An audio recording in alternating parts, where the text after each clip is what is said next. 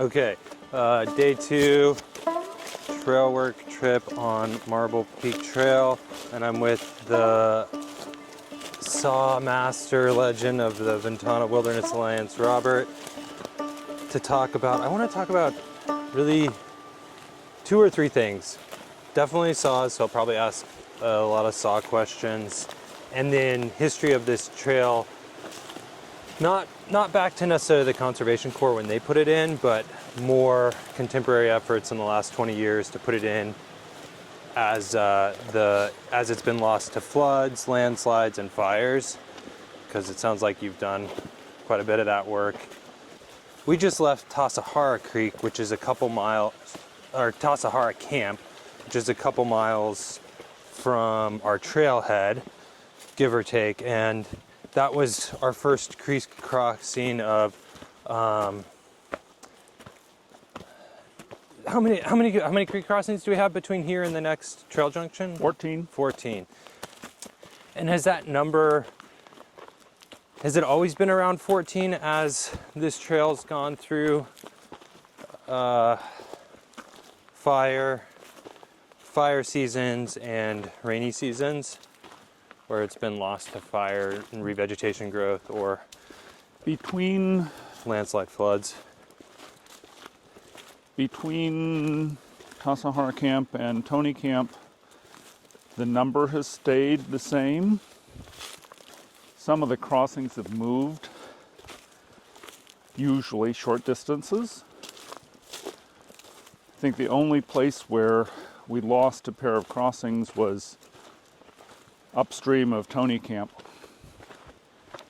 where the old trail stayed on the same bank, and then in one of the rebuilds some time ago it crossed twice, and we put it back on the main trail. Got it.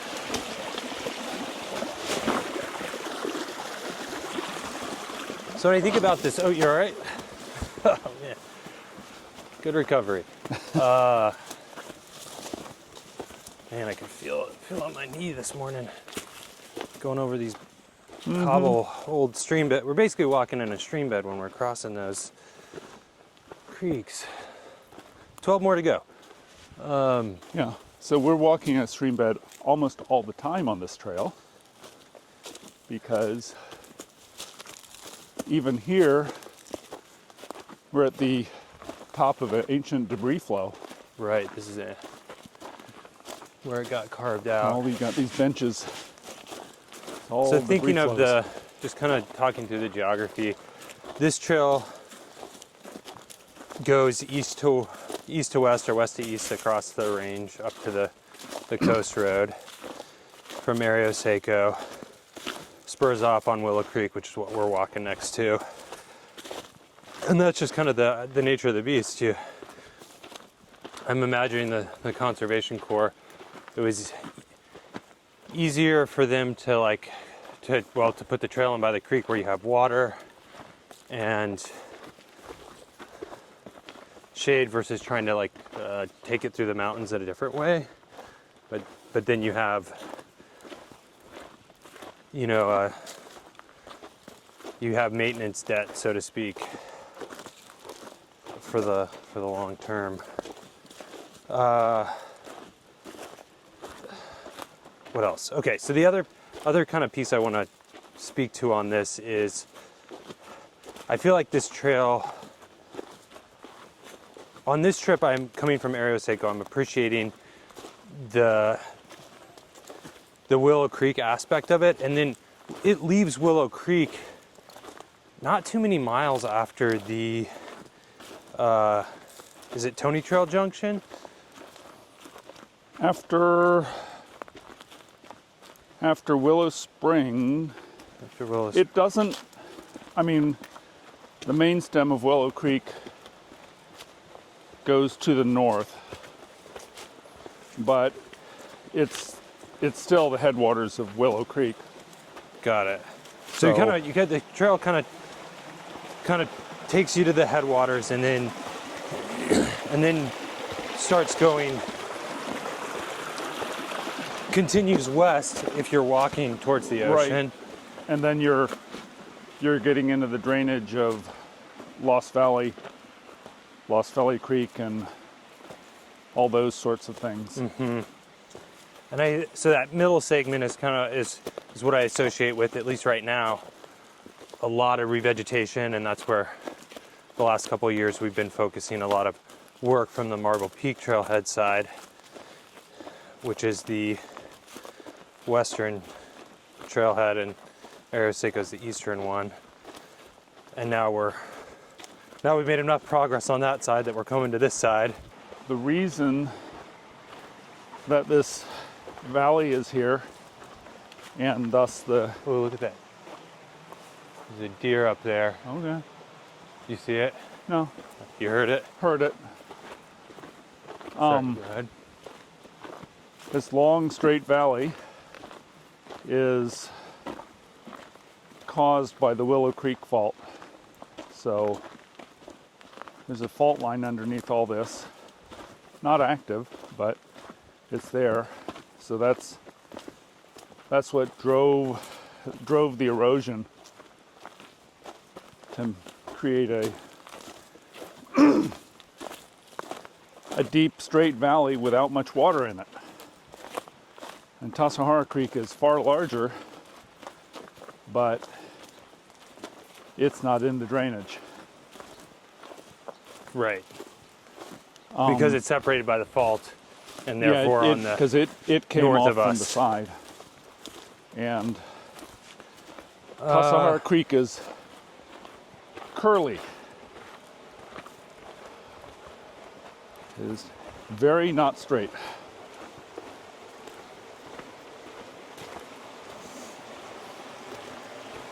This is number 3 or 4? 3? I am not the person to ask because I can never keep track. I think this is number 3. It would be Kind of using these creek crossings as our interview timer.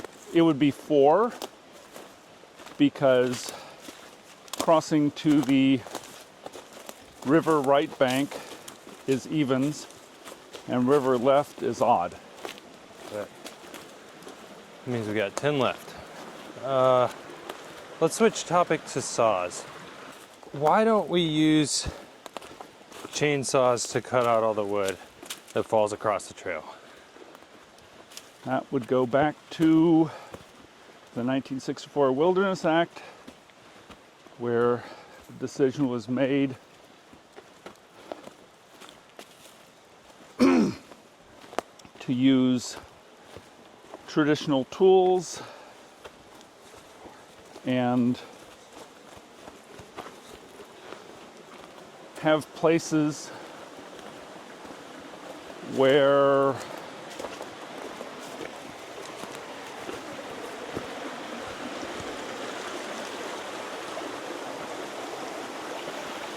the hand of man lies lightly on the land. So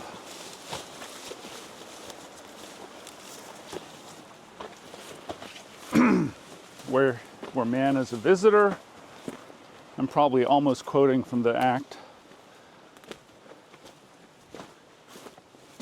So we use these crosscut saws instead of the, let's say what, 1920s-ish? Just call it like Industrial Revolution technology of the chainsaw. Chainsaws came in the end of the 30s. In the 30s, okay, so I was a little early there. And then small motors came available for non-military use after World War II. And by 1952, the crosscut was done. So taking it back to the crosscut, 1952, no one's making them anymore. I guess put that in this, I'll put it in the form of a question. Why do you think there's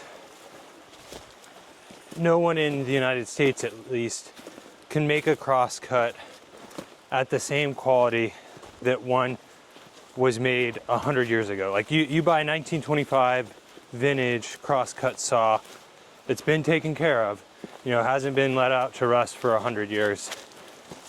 And it's better than anything you can buy today. Why do you think that is? I mean, we've put people on the moon. You know, we've solved some big engineering problems. We've put people in, you know, steel balls and sent them to the bottom of the deepest parts of the ocean. But we can't make crosscut saws like we did 100 years ago anymore. So yeah, my question to you is, why do you think that is? Money. You know, that's the short form. It's not that we can't. It's because there's no money in it. So the short answer is there's not a big enough market. Before the chainsaw, the crosscut was the only option, so everybody used them. Right. And now it's just, imagine there was no market before 1963. The Wilderness Act gets established. More orthodox land managers like the Forest Service adopt crosscut saw usage as a standard, but the market's not big enough to drive the it's not even innovation, it's just recreation. Right. Yeah, pretty much. So Okay. it's like crosscut saws had a very specific kind of steel in them. And could we make that steel? Absolutely.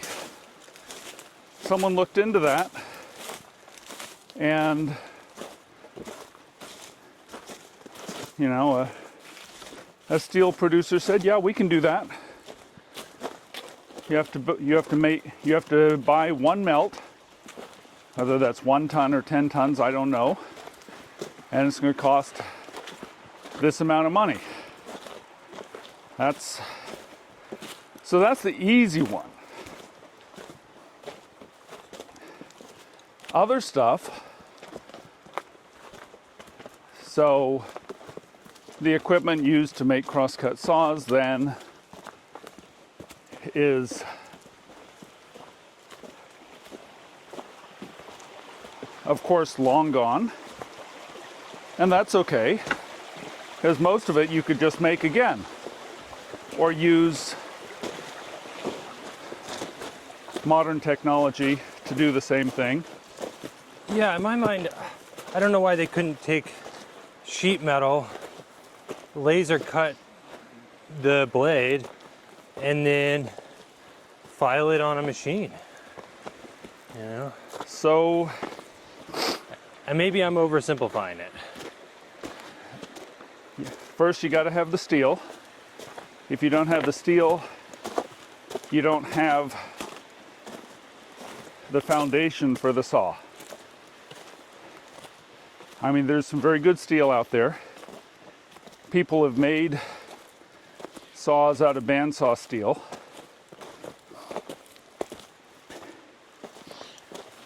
Which is very good steel. And after spending a lot of time and effort and money, they ended up with an okay saw. You know, not a saw that a crew would want to take out in the woods unless there was nothing else available. Right, they still can't match historic standards. Better than the modern saws. Okay, discounting the racing saws, which aren't designed to do wilderness trail work. Although there have been some that were good, but still they lack the key element that most of the good old saws had, which is a taper grind to the body of the saw. So, Meaning when you cut through a piece of wood, the saw is less likely to get stuck, right? Right. Okay. So it's thinner at the back than at the teeth. And so you don't there's just a bunch of stuff that's associated with that, but suffice to say, the best old saws were all taper ground of some way, in some way. Got it. Okay. So what we don't have is the equipment to grind or otherwise shape the saws to have that taper. It's a very small number, 2 to 5 gauges in thin sheet metal from tooth edge to back.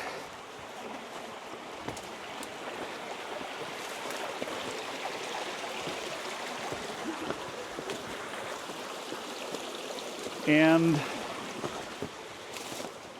the taper is concentric to the teeth. So going back from any tooth, the amount of taper is the same. And we don't have the equipment to do that. People have tried using modern technology and they've not been successful. Let's switch topics to, or same topic but different frame, to your crosscut journey. So, we've been on a few trips together, and you were at my saw training. And I think you gave at least one lecture there. And in our small trail work community, you're definitely known as the saw guru. Can you just speak a little bit about your journey from when you didn't have a crosscut saw to now where, I think you have a collection of around 100? Yeah. So what year did you have 0? And then how long did it take you to build up that collection? If I were to frame it that way. Or if you just want to speak to it in general terms, you can do that too. Got into trail work around 2000, and within a few years we were sniffing around the use of crosscuts because there was trees down on the trails. The Forest Service, in the person of Pat Bailey, our rec officer, was getting nervous, so he said, you can't use crosscut saws unless you're properly trained. So he set up a training for us with Dave Michael, who wrote the crosscut saw manual, Gordon Ash out of Montana. For the Forest Service. Right. And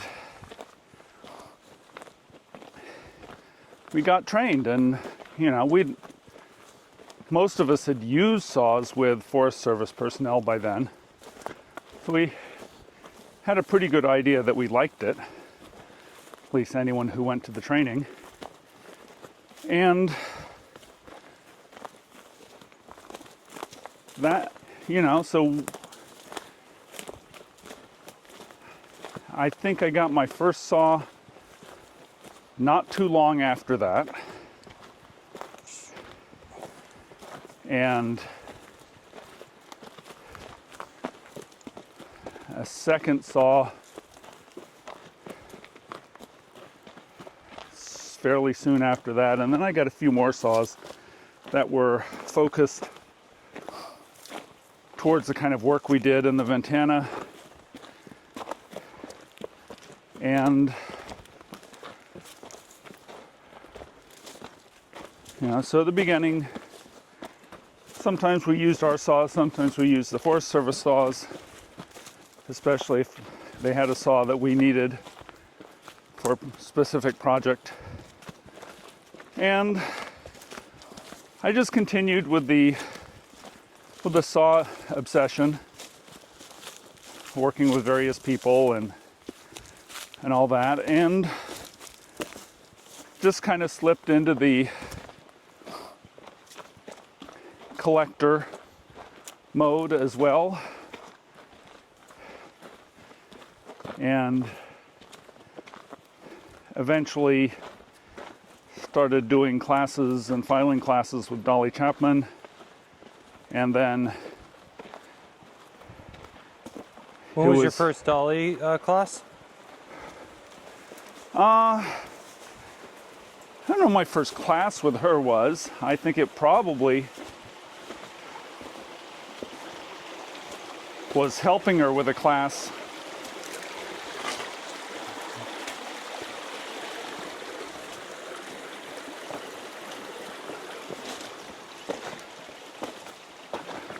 But an official class with Dolly teaching, that was very late. I was already a Crosscut instructor by then. But helping her with the filing workshops and such, I was the person who would bring a broad variety of saws, weird saws, for the students to look at and try out. So that's kind of driven the collection side. Got it. Over the years.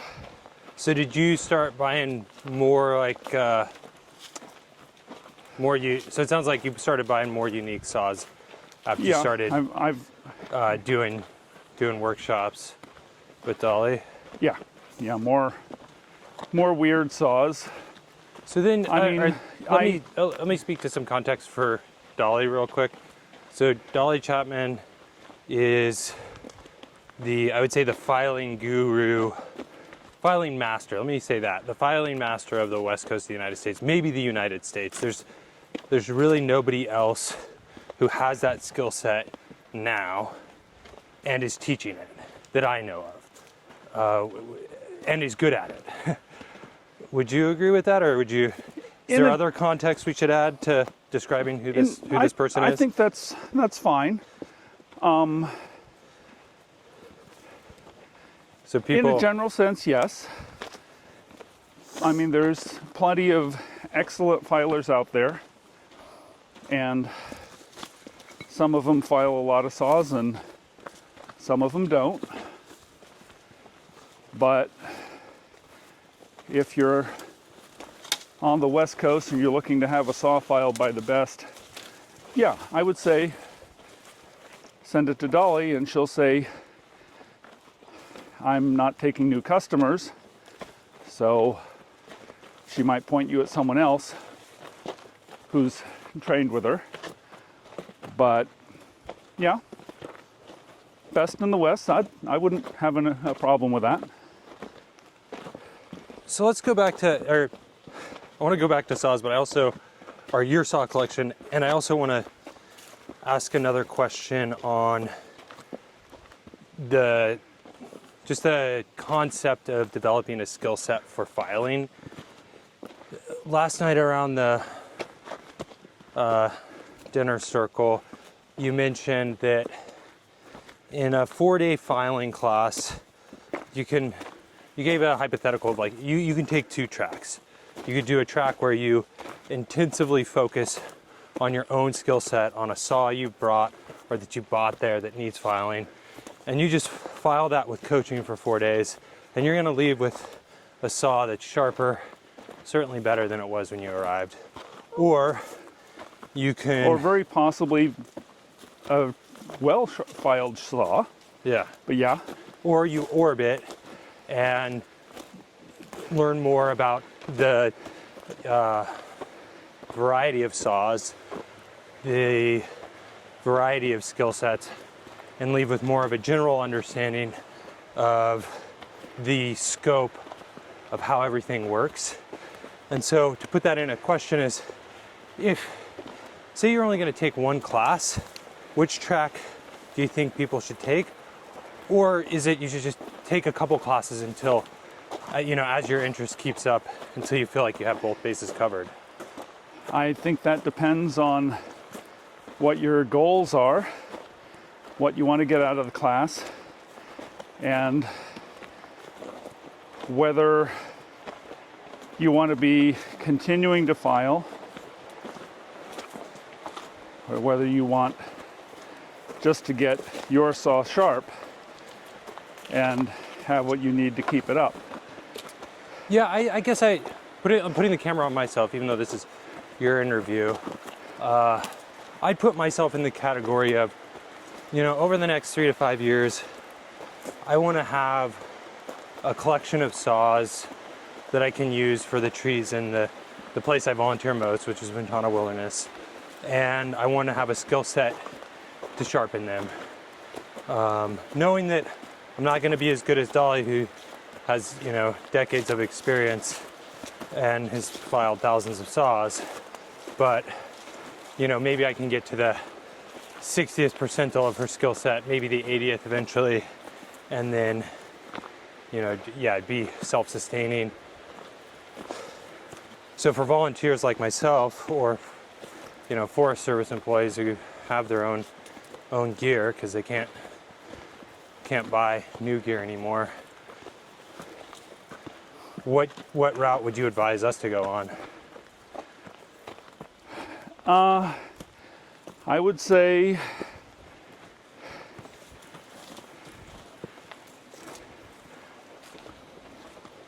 maybe try to walk between the lines. So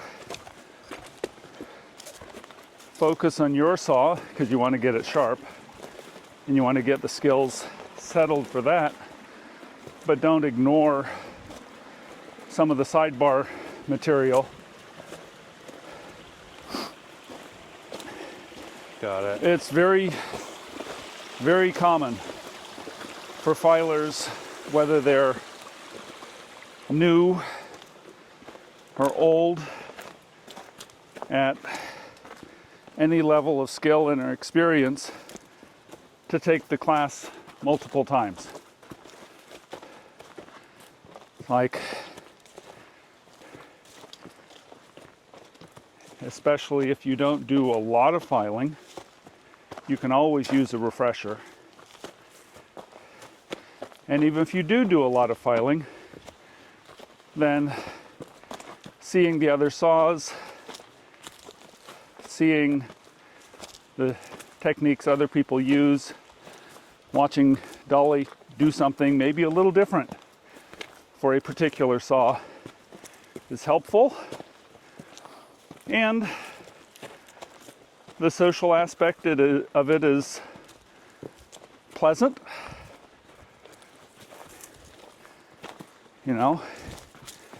Hanging out with a bunch of saw geeks for most of a week. So it's, if I had to say one thing, one choice on this, it would be do it. Try to get your saw done, or at least enough of the saw that you can test it out in a log there. And consider coming back the next year or two. Got it. And I mean, one of the people who has been kind of following in Dolly's footsteps, the first time he came to class, he did 3 classes in a row. Who's that? That was Eric Rademacher. Oh, cool. Excuse me, Eric Flights. Is he in the Bay Area? He's up in Weaverville. Okay. So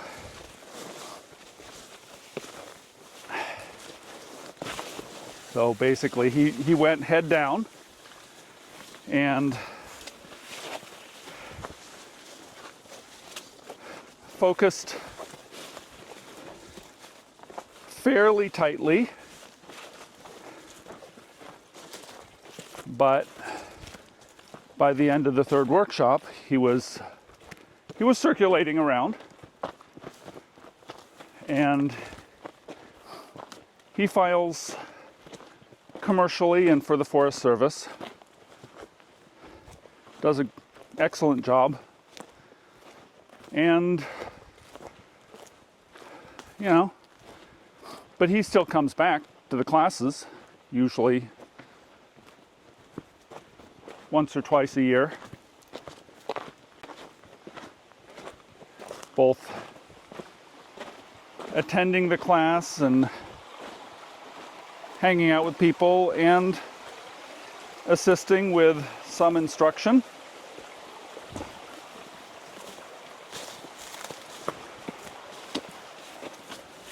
Sounds like a really cool person. Yeah.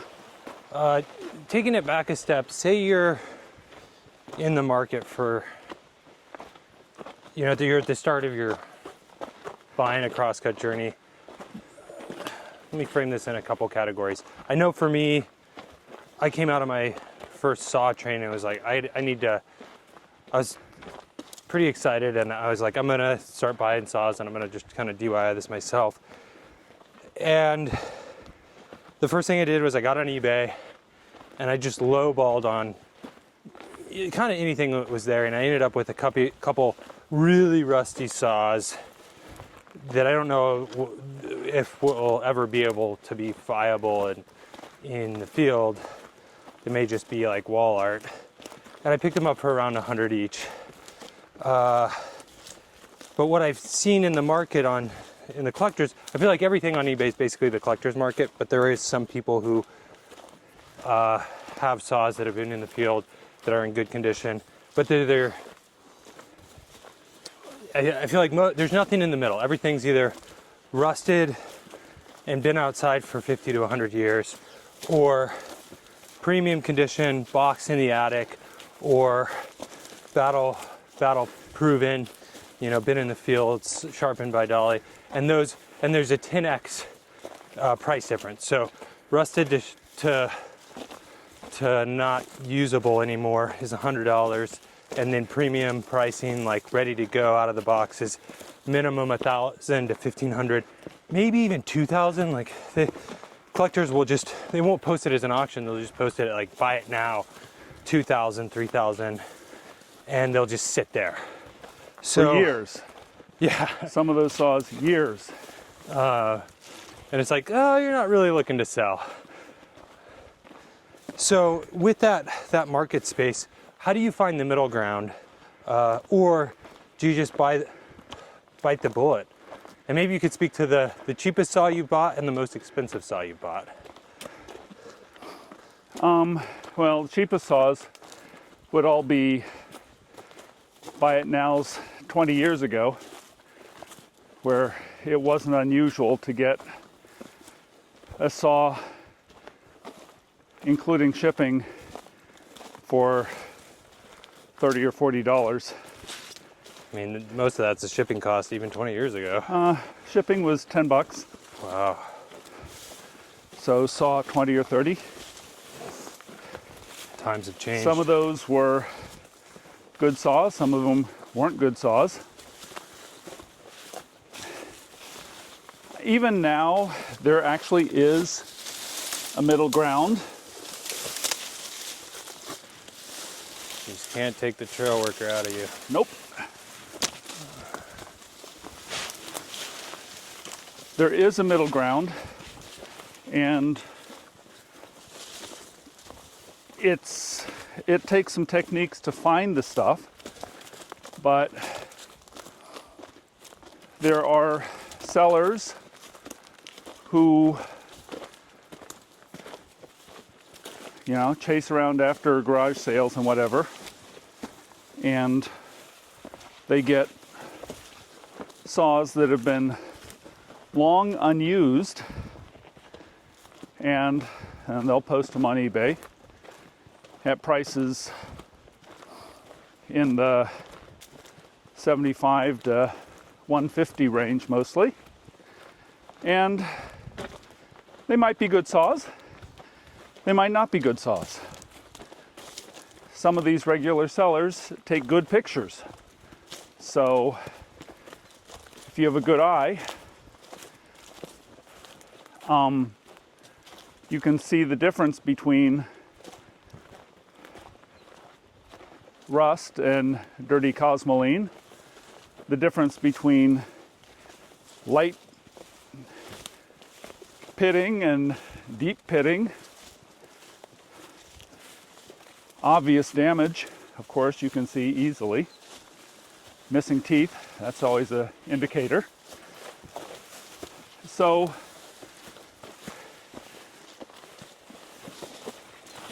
with some judgment, you can actually find bargains for certain values of bargain. You know, I'd say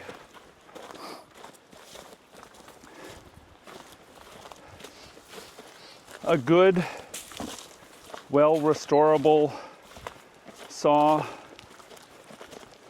of most of the length that you need, somewhere around 150 would be a bargain. And they are out there if you're patient. And you can tell the difference between a bad saw and a good saw in a bad eBay picture. You can go somewhat higher, but you still have to use your eye because most of the sellers don't know saws deeply. So you may have a saw that looks good generally, but it's got issues that could be listed way high, when the issues would drop it down to filing practice or wall hanger. So what's the most you've spent?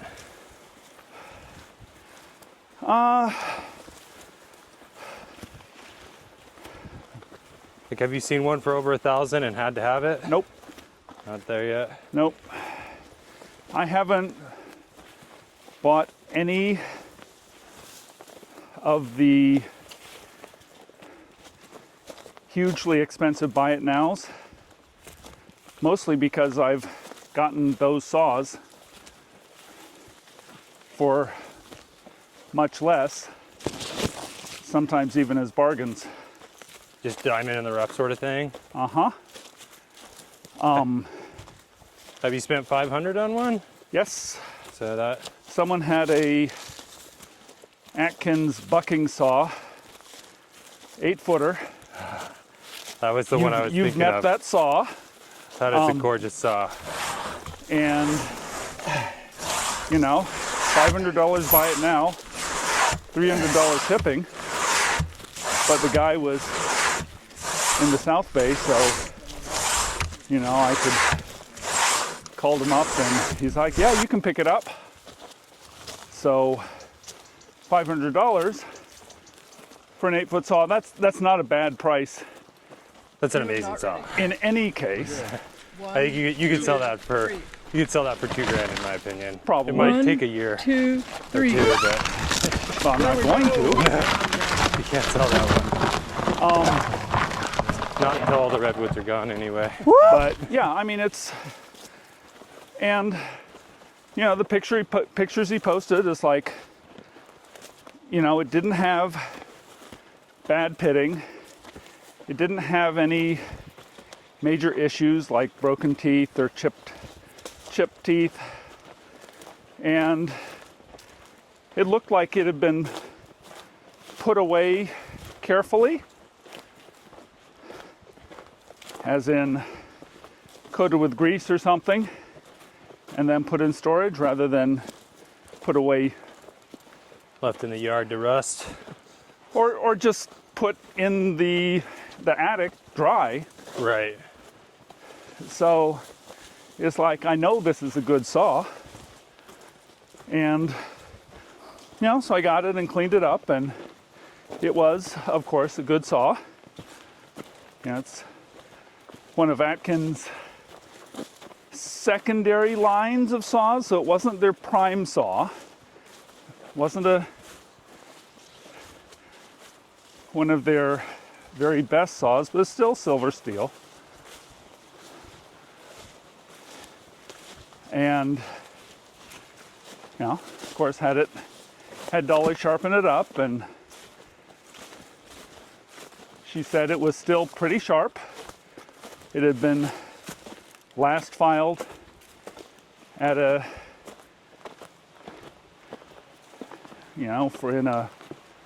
in a logging operation. Had that typical filing pattern. And then, of course, we took it out and found a log to use it on. The mother tree above the Ventana flat what's the, not, south of Cone Peak, or down from Cone Peak. Yeah, that was... What was the camp we were above on that trip? Vicente Flat Trail. Vicente Flat. And we're above Vicente Flat. There's no official camp there, but we were spiked in. Where does nearby. What does the word on spike mean? I don't know where the that background. came from. We just use it for a place where we're camping off the side of the trail to work. Yeah.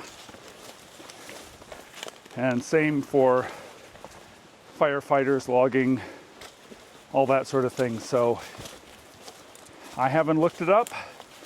I'm sure it's an old word.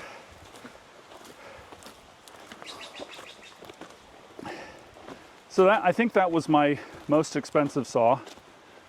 My second most expensive saw was my second saw. There was a new box Simon's 520, 6.5 foot, that I decided I needed to have. You got a new unboxed saw for less than 500?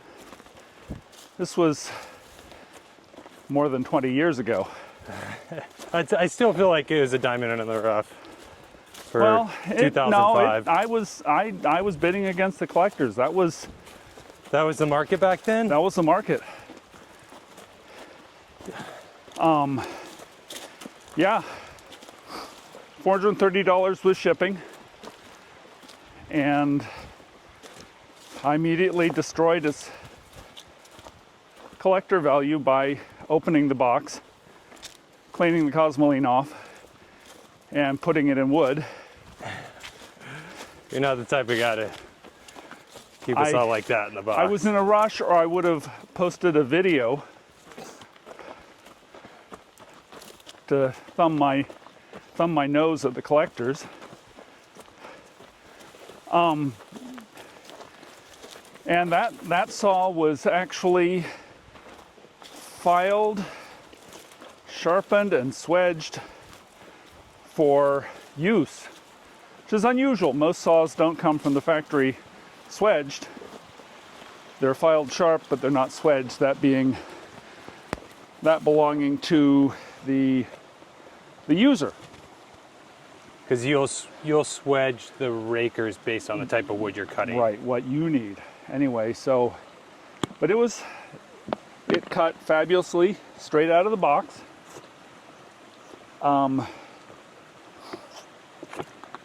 It was missing the invoice, because it would have been interesting to know what the costs were for, custom swedging, and whether they asked for 14 thousandths or 12 thousandths or whatever. But that wasn't around. I made up a story. So back in the early 50s, Grandpa said, well, my saw is all worn out. It's time to get a new one. So he ordered a saw for the next season. And then his son bought him a chainsaw for Christmas. So the saw came and they shoved it in the attic, where it stayed for generations. Forgotten about. Forgotten, essentially. And eventually someone was clearing a house and they said, well, this has probably got some kind of value, let me put it on eBay. So that's how I got it. So that's the only saw where I've truly gone up against the collectors. I've lost plenty of auctions to collectors because, you know, if they're after one specific saw, they're likely to be able to go deeper than I am. Especially if this is like, well, it's just a variation on something I already have.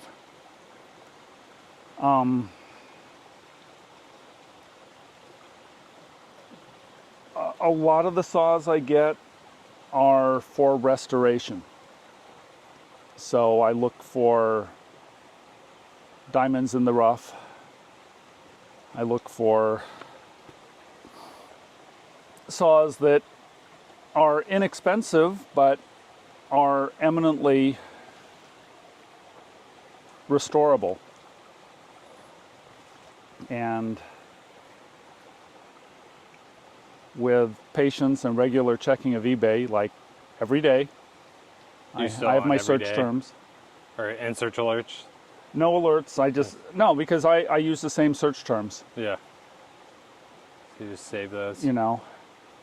What are like red flags for you? Have you bought saws with like a chipped tooth or something like that? Rarely, very rarely. Because replacing a tooth is, you know, $50 to $100. Right. So, you know, even if the saw is perfect otherwise, now it's basically you've taken $100 off the value.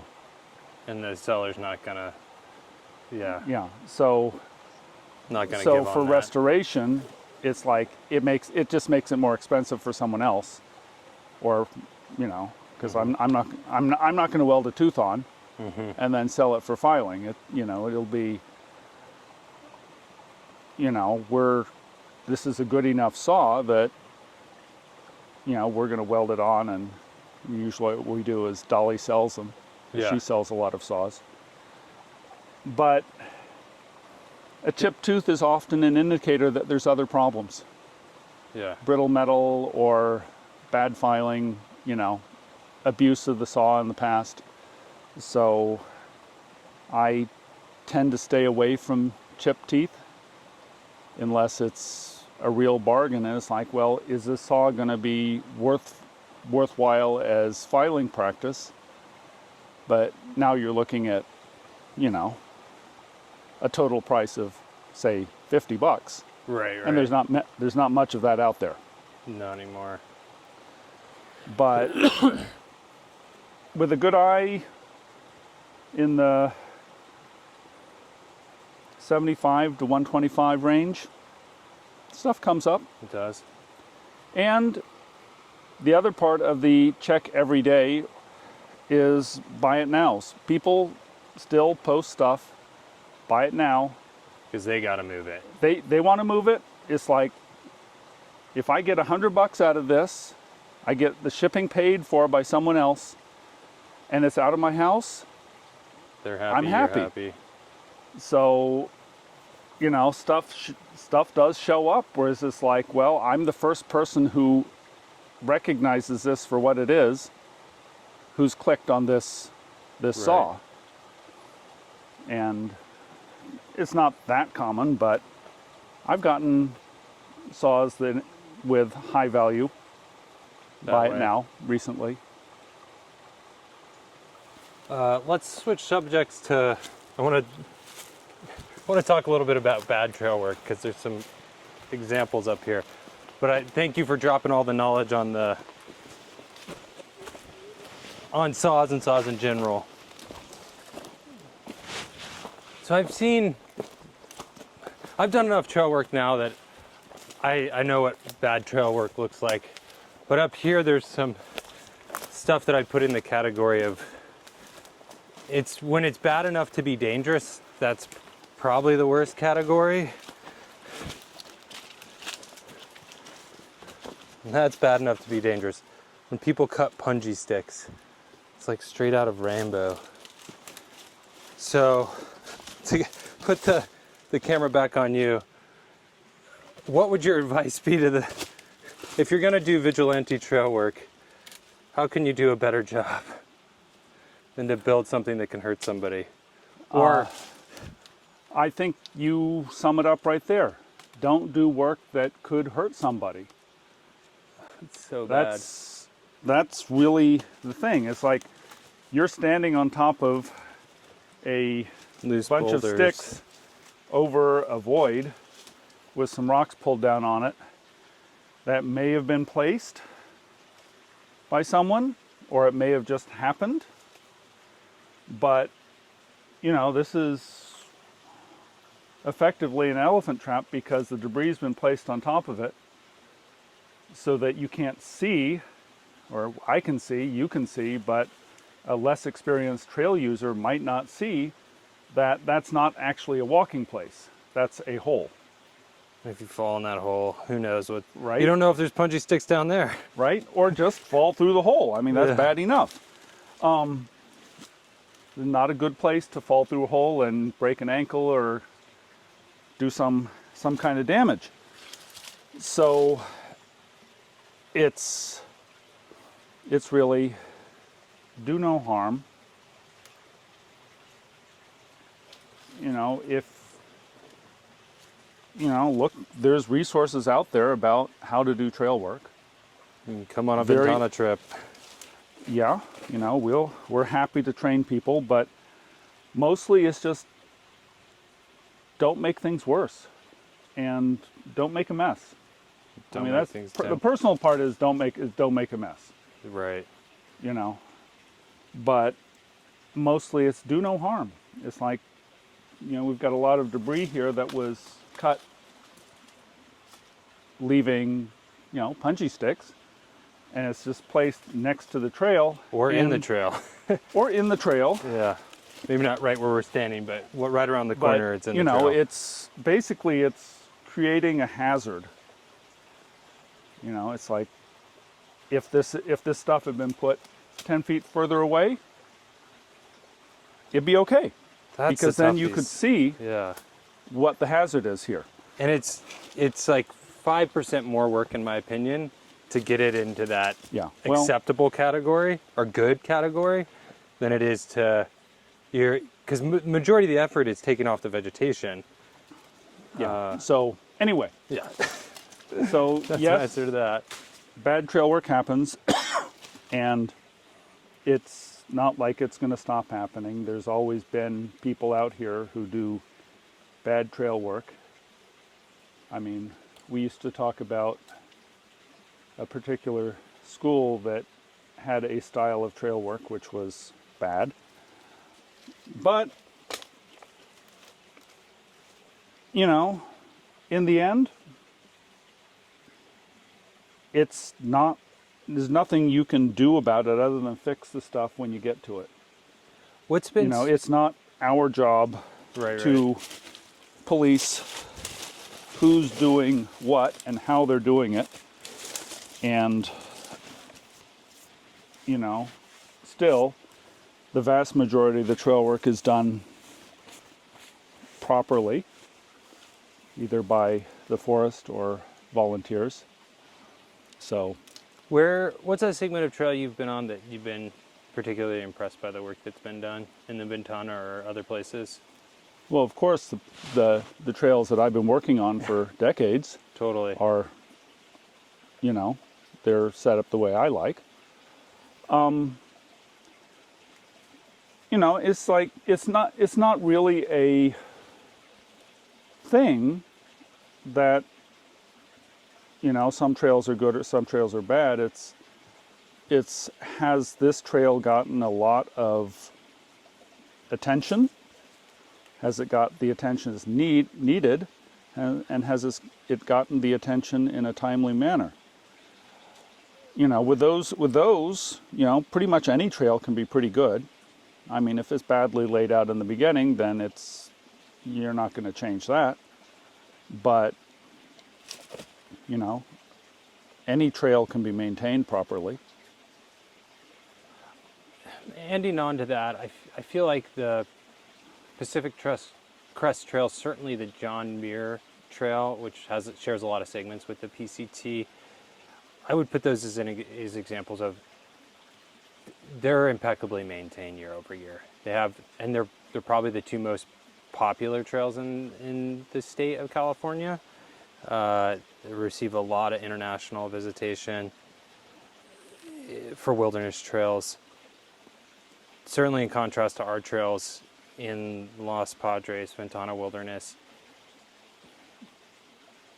Do you think they're just getting,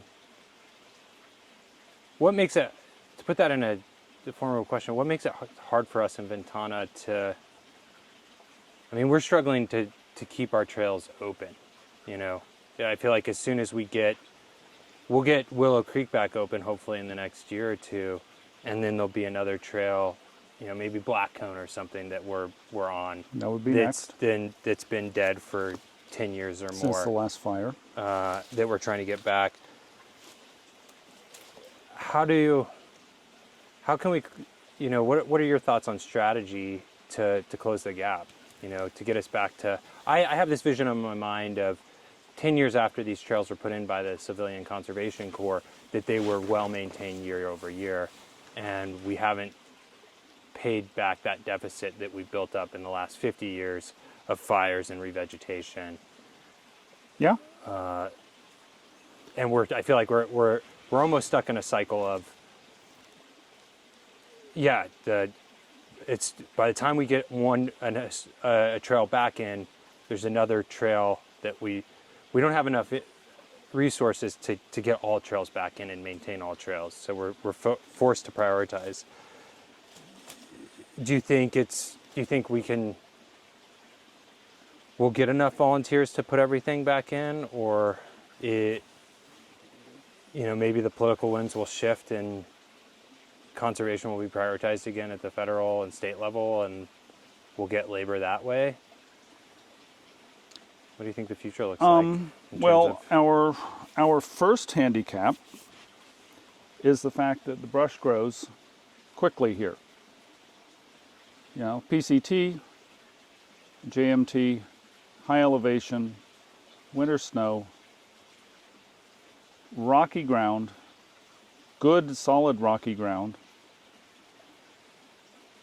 and, you know, a piece of brush next to the trail will grow maybe 3 inches in a year, 6 inches in a wet meadow. Here it's going to grow 3 to 5 feet.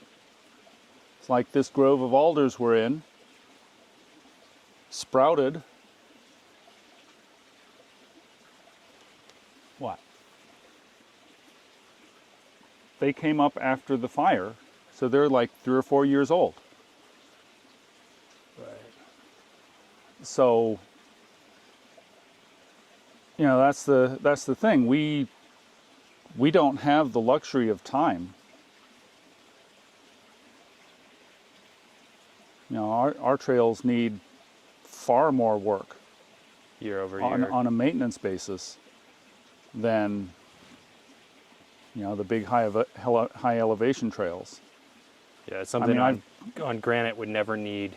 Yeah, I mean, I've been on maintenance. Old mining trails in the Inyos where the last mining was 100 years ago and the trail is pristine. Yeah. You know, okay, yeah, there's a cactus growing in the trail, but it's 4 inches across, so you just step over it.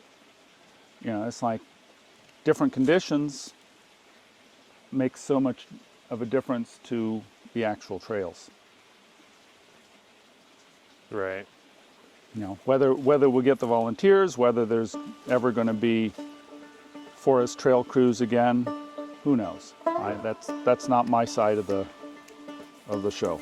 Sure. Well, thank you for sharing your perspective on saws, the Willow Creek Trail work in Ventana, trail work in general.